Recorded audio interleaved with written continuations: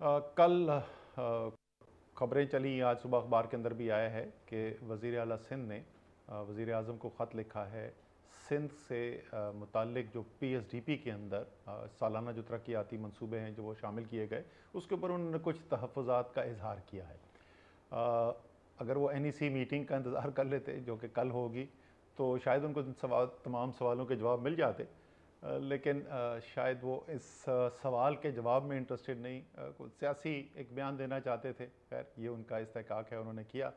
लेकिन कौम को हक़ाइक़ से आगाह कर दिया जाए और ख़ास तौर पर सिंध के अवाम को हक़ाइक़ से आगाह कर दिया जाए, इसलिए मैं आज एक मुख्तसर सी सिर्फ बात करूँगा। बाकी तफसीली बात जो है एनईसी मीटिंग की बात कर लेंगे। चीफ मिनिस्टर साहब ने कहा है कि जी जब से ये हुकूमत आई है तो सिंध के साथ तासुब किया जा रहा है और बहुत कम उनके मंसूबे जमा किए जा रहे हैं। सिंध के अवाम के ऊपर जो है वो तरक्याती अखराजात नहीं किए जा रहे और दूसरे सूबों में ज़्यादा किए जा रहे हैं। तो सबसे पहले तो मैं ये अर्ज़ कर दूं कि जो आखिरी 3 साल थे हमारी हुकूमत आने से पहले, आप उसमें एलोकेशंस देख लें। जो सिंध के अंदर वफाकी मंसूबों के लिए पैसे रखे गए, पैसे मुख्तस किए गए, वो आप अमाउंट उठा के देख लें। और आप पिछले साल, ये साल जो अभी जारी है और जो अगला साल जिसका भी ये पीएसडीपी बनाया गया है, जो हम कल डिस्कस करने के लिए जा रहे हैं, उसको आप जोड़ लें तो जो हमारी हुकूमत के ये 3 साल हैं उसके अंदर उन 3 सालों से कम कोई 32% ज़्यादा रकम रखी गई है। मैं दोबारा दोहरा दूं, ज़्यादा रकम रखी गई है। 2020-21-22 का जो पीएसडीपी कल एनईसी के सामने रखा जाएगा और इंशाल्लाह उसकी मंजूरी होगी, उसमें के लिए जो सिंध के अंदर मंसूबे होने हैं, उनकी जो रकम रखी गई है वो रिकॉर्ड रकम है। वो पाकिस्तान के किसी भी सालाना तरक्याती प्रोग्राम के अंदर सिंध के सूबे के लिए इतने मंसूबे नहीं रखे गए। शायद वज़ीर आला इसलिए कंफ्यूज हो रहे हैं कि वो सिंध के अवाम और सिंध की हुकूमत के अंदर तफरीक नहीं कर पा रहे। वज़ीर आला साहब, आप सिंध की हुकूमत ज़रूर हैं, आप सिंध के अवाम नहीं हैं। और पैसा हमने खर्च करना है सिंध के अवाम के ऊपर, सिंध की हुकूमत के लिए नहीं। जो पहले पैसा गया है सिंध की हुकूमत के पास, उससे बड़े शानदार सरे के अंदर महल भी बने, उससे स्विट्ज़रलैंड में डायमंड के नेकलेस भी मिले, उससे दुबई के अंदर टावर भी खड़े हो गए और पता नहीं क्या क्या कहाँ कहाँ दुनिया में, फ्रांस में जायदादें बनाई गई।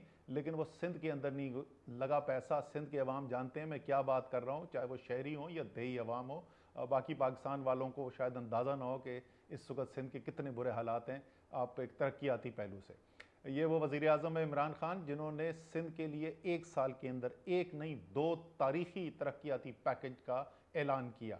उसके अंदर शहरी इलाकों को भी कवर किया गया और दही इलाकों भी कवर किया गया। और टोटल अजला जो इन 2 पैकेज में कवर होते हैं वो तकरीबन 18 अजला जो हैं वो कवर होते हैं। और इसमें जो वफाक की सरमायाकारी, जो वफाक अपने पीएसडीपी से और वफाक जो अपनी पब्लिक प्राइवेट पार्टनरशिप अथॉरिटी के ज़रिए जो मंसूबे करवा रही है, वो मिलाकर, और उसके अलावा जो बाकी वफाकी इदारे हैं जो अपने बजट से ये अखराजात कर रहे हैं, वो 1000 अरब रुपए से ज़्यादा बनता है जो 3 साल के अंदर सर्फ की जाएगी। सिंध के अंदर कभी किसी वफाकी हुकूमत ने तारीख में इतना पैसा नहीं खर्च किया। आप पूछेंगे कि ये पैसा अगले साल जो मैं कह रहा हूँ तारीखी जा रहा है, ये कहाँ जा रहा है। मैं कुछ आपको बड़े बड़े जो हैं मंसूबे उनका जिक्र कर दूँ आपके साथ। K4 का मंसूबा है जो रुका हुआ है, साल हर साल सिंध हुकूमत बनाने की कोशिश करती थी, अब हमने जिम्मेदारी ली है। उसके ऊपर पैसे हैं। जो कराची के अंदर महमूदाबाद, औरंगी, गुज्जर नालों के ऊपर जो काम इस साल भी अरबों रुपए खर्च किए जा रहे हैं, अगले साल उसको मुकम्मल करने के लिए अरबों रुपए मजीद खर्च किए जाएंगे। ग्रीन लाइन पहला जो मॉडर्न मंसूबा है ट्रांसपोर्ट का, वो इंशाल्लाह ताला अगले साल मुकम्मल होने जा रहा है। सितंबर तक वो मुकम्मल हो जाना चाहिए। तो उसके लिए जो मुकम्मल करने के लिए अखराजात हैं वो रखे गए हैं इसमें। 6.5 अरब रुपए से ज़्यादा सखर इलेक्ट्रिक पावर कंपनी जो है, जो शुमाली सिंध को बिजली फराम करती है, उसके लिए मंसूबे रखे गए। हैदराबाद इलेक्ट्रिक सप्लाई कंपनी जो जनूबी सिंध के अंदर जो है वो सूबों अजला को बिजली सप्लाई करती है कराची के अलावा, उनके लिए 5 अरब से ज़्यादा रुपए रखे गए। सिंध की यूनिवर्सिटीज़ के लिए 8 अरब रुपए की खतीर रकम रखी गई है। रेनी कैनाल के लिए पैसा है, नई गाज कैनाल के लिए पैसा है, छोटे डैम्स जो हैं पानी के उनके लिए पैसा है, और कई और ऐसे मंसूबे हैं जिनके लिए पैसा रखा गया है। जो आखिरी बात जिसका मैं जिक्र करता रहता हूँ, तो मैं पढ़ के मैं दंग ही रह गया कि ये तो ऐसा टॉपिक है, वो ना छेड़ते तो शायद उनकी पार्टी के लिए बेहतर होता था। उन्होंने खुसूसी तौर पे मोटरवेज का जिक्र किया और एनएचए के मंसूबों का जिक्र किया है।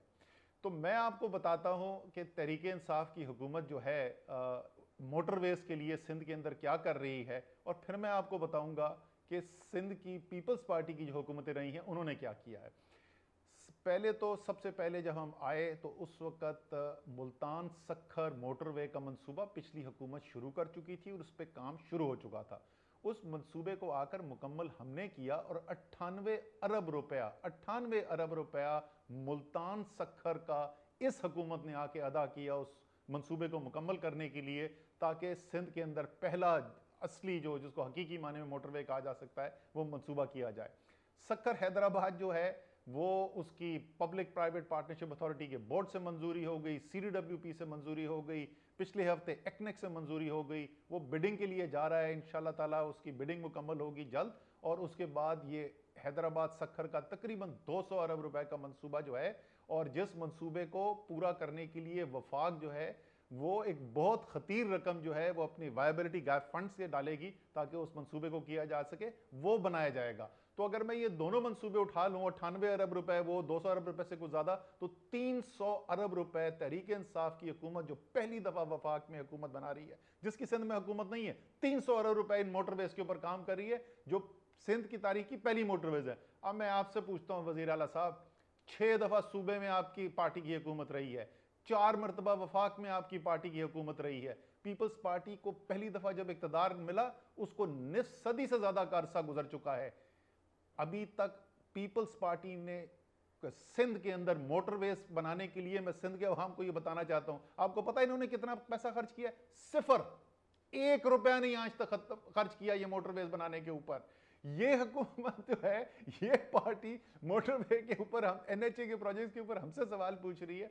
तो मैं आखिर में सिर्फ ये सिंध के अवाम को ये मुतमईन करना चाहता हूँ, इमरान खान किसी एक खित्ते के वज़ीर आज़म नहीं है, वो पूरे पाकिस्तान के वज़ीर आज़म हैं।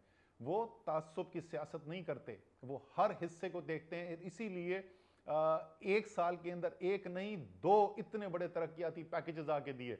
सखर में खड़े होकर उन्होंने तकरीर में कहा था 1 महीने के अंदर आपको ग्राउंड पे काम होता हुआ नजर आएगा, और आपने देखा कि इससे 1-2 हफ्ते पहले जो है मैं मुख्तलिफ सिंध के अजला के अंदर गया हुआ था, और वही मंसूबे जिनका वज़ीर आज़म के पैकेज में ऐलान हुआ था उनकी ग्राउंड ब्रेकिंग हो रही थी या उनकी इनॉग्रेशन हो रही थी, जैसे नादरा के सेंटर की हुई है। इसी तरीके से आगे मजीद और तेजी से काम चलेगा, और ये बड़ी मुश्किलात हमारे लिए पैदा करने की कोशिश करते हैं कि सिंध के अवाम के लिए कोई काम ना हो सके। इंशाअल्लाह ताला सिंध के अवाम के लिए काम होगा। ये क्यों परेशान है, तासुब की बात कर रहे हैं, पिछले आपने 2 हफ्ते से देखा होगा, ये जब से मेरे ख्याल में हुआ ही है, जब से PDM तबाह हुई है ना, वो PDM तबाह होने के बाद से तो वो जो उनका ख्वाब थे कि वज़ीर आज़म बनेंगे, ये पता नहीं क्या होगा, इनको क्या मिलने वाला था, वो चकनाचूर हो गए। तो उन्होंने पाकिस्तान तो छोड़ दिया है, इस्लामाबाद का छोड़ना छोड़ दिया है। वो पिछले 2 हफ्ते से अगर आप देखें तो बिल्कुल एक तासुब की सियासत के ऊपर उतर आए हैं। वही पुराना कार्ड, सिंधी नेशनलिज्म का कार्ड। सिंध के अवाम जो है ये सुन सुन के 50 साल से बेजार हो चुके हैं। कभी बोलते हैं पंजाब ने हमारा पानी चोरी कर दिया, कभी बोलते हैं कि ये तासुब की सियासत कर रहे हैं। जनाब इंशाअल्लाह ताला सिंध के अवाम की खिदमत होगी और किसी को इसके रास्ते में आने नहीं दिया जाएगा।